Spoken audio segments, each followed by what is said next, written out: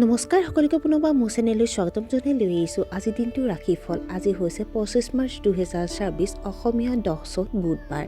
আজি সূৰ্যোদয় সময় পুৱা 5:09 আৰু সূৰ্যাস্ত সময় 5:24। আজি হৈছে সপ্তমী তিথি আৰু শুক্লপক্ষ। আজিৰ দিনটো প্ৰথম ৰাশি হ'ল মেঘ ৰাশি। কৰ্মক্ষেত্ৰত আপোনাৰ কামৰ বোজা বৃদ্ধি পাব পাৰে। আপোনাৰ বাকী থকা কামবোৰ হঠাতে সম্পূৰ্ণ হ'ব। আপোনাৰ ঘৰত অতিথি আহিব পাৰে। আপুনি জ্যেষ্ঠ আৰু জ্ঞানী ব্যক্তিৰ সৈতে সংযোগ স্থাপন কৰিব পাৰে। আপোনাৰ বিৰোধীসকল আপোনাৰ সান্নিধ্যত দুৰ্বল বুলি প্ৰমাণিত হ'ব। বৃষ ৰাশি। ব্যৱসায়িক ভ্ৰমণৰ সম্ভাৱনা আছে। আপুনি আপোনাৰ ব্যৱসায়ত উল্লেখযোগ্য বিনিয়োগ কৰিব পাৰে। অপ্ৰয়োজনীয় কামত সময় নষ্ট কৰাৰ পৰা বিৰত থাকক।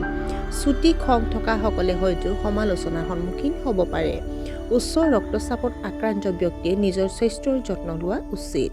অত্যাধিক ঠাণ্ডা পানী খোৱাৰ পৰা বিৰত থাকক। মিথুন ৰাশি।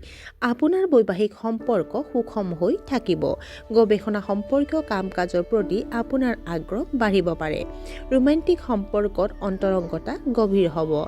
আপুনি ঘৰুৱা কামত যথেষ্ট ব্যস্ত হৈ থাকিব। আপোনাৰ পৰিয়ালৰ লোকে আপোনাক ভাল পাব, কিন্তু আপোনাৰ কথা বুজিবলৈ কিছু অসুবিধা হ'ব। কৰ্কট ৰাশি। দিনটো যথেষ্ট ৰোমাঞ্চকৰ হ'ব। আপোনাৰ পত্নীৰ অনুভৱৰ প্ৰতি সন্মান দেখুৱাওক। চকুৰ লগত জড়িত সমস্যাই আপোনাক অসুবিধা দিব পাৰে। শেহতীয়া দিনৰ তুলনাত আজি আপুনি কৰ্মক্ষেত্ৰত অসুবিধাৰ সন্মুখীন হ'ব পাৰে। যিকোনো ভ্ৰমণৰ উদ্দেশ্য সম্পন্ন কৰাত আপুনি বাধাৰ সন্মুখীন হ'ব পাৰে। কামৰ বাবে মানসিক চাপ থাকিব পাৰে। সিংহ ৰাশি। আপুনি নতুন প্ৰকল্প আৰম্ভ কৰিব পাৰে। স্বাস্থ্যৰ দৃষ্টিকোণৰ পৰা দিনটো অতি শুভ। খৰখেদাকৈ কাম কৰাৰ পৰিৱৰ্তে গুৰুত্ব আৰু ধৈৰ্য্যৰে সিদ্ধান্ত ল'ব। নুসুধিলে কাকো পৰামৰ্শ নিদিব। আইনী বিষয়ত ফলাফল আপোনাৰ পক্ষত থাকিব। আপুনি হয়তো নতুন উপাৰ্জনৰ উৎসৰ ওপৰত কাম আৰম্ভ কৰিব পাৰে। কন্যা ৰাশি। নতুন ঘৰ সাজিবলৈ টকা খৰচ কৰিব। ঘৰুৱা কামত ব্যস্ত হৈ থাকিব। এটা উল্লেখযোগ্য ব্যৱসায়িক চুক্তি বাস্তৱায়িত হ'ব পাৰে। আপুনি আপোনাৰ কামক উৎকৃষ্টভাৱে সম্পন্ন কৰিব। আপোনাৰ বৈবাহিক সম্পৰ্ক আনন্দময় হ'ব। গোটেই দিনটো ব্যস্ত হৈ পৰিব। তুলা ৰাশি। কৰ্মক্ষেত্ৰত অতিৰিক্ত কামৰ বোজাৰ সন্মুখীন হ'বলগীয়া হ'ব পাৰে। আপুনি আধ্যাত্মিক চিন্তাৰ প্ৰভাৱত থাকিব। পৰিকল্পিতভাৱে সম্পন্ন কৰা কামবোৰত আপুনি সফলতা লাভ কৰিব। ছাত্ৰ-ছাত্ৰীসকলে অলপ অতিৰিক্ত কষ্ট কৰিব লাগিব। পূৰ্বপুৰুষৰ সম্পত্তি সম্পৰ্কে বিবাদৰ সৃষ্টি হ'ব পাৰে। বৃশ্চিক ৰাশি। বিবাহ অনুষ্ঠান বা তেনে কোনো অনুষ্ঠানৰ সন্দৰ্ভত আপুনি অসুবিধাৰ সন্মুখীন হ'ব পাৰে। ব্যৱসায়িক দৃষ্টিকোণৰ পৰা দিনটো গড় হিচাপত ঠিকেই থাকিব। মানুহে আপোনাৰ নম্ৰতা অযথা সুবিধা ল'বলৈ চেষ্টা কৰিব পাৰে।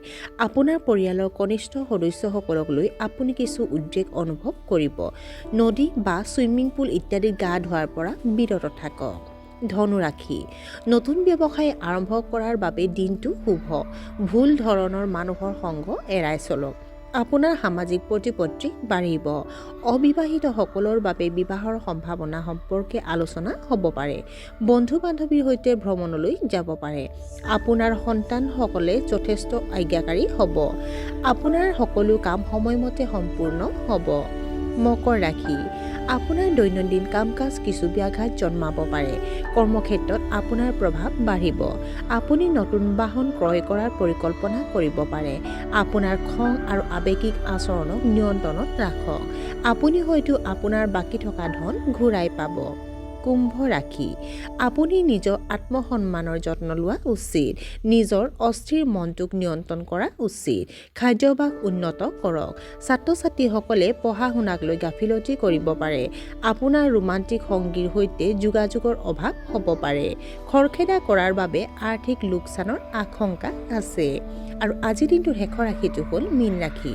কিবা কাৰণত আপোনাৰ পৰিকল্পনা স্থবিৰ হৈ পৰিব পাৰে। আপোনাৰ পৰিয়ালৰ ভিতৰত কিছুমান অসুবিধাৰ সৃষ্টি হ'ব পাৰে। আপোনাৰ বৈবাহিক সম্পৰ্কত হয়তো তিক্ততাই সোমাই পৰিছে। আপোনাৰ ব্যৱসায়িক আকাংক্ষিত ফলাফল লাভ নকৰাৰ বাবে আপুনি হতাশ অনুভৱ কৰিব পাৰে। আপোনাৰ প্ৰচেষ্টাক শিথিল কৰিবলৈ নিদিব। তেনে কৰিলে হীনমান্যতাৰ অনুভৱ কৰিব পাৰে। আৰু আজিৰ দিনটো ৰাশিফল ইমানতে অন্ত পৰিছে। আশা কৰোঁ আপোনালোক প্ৰত্যেকৰ আজিৰ দিনটো সুন্দৰ হওক। ধন্যবাদ।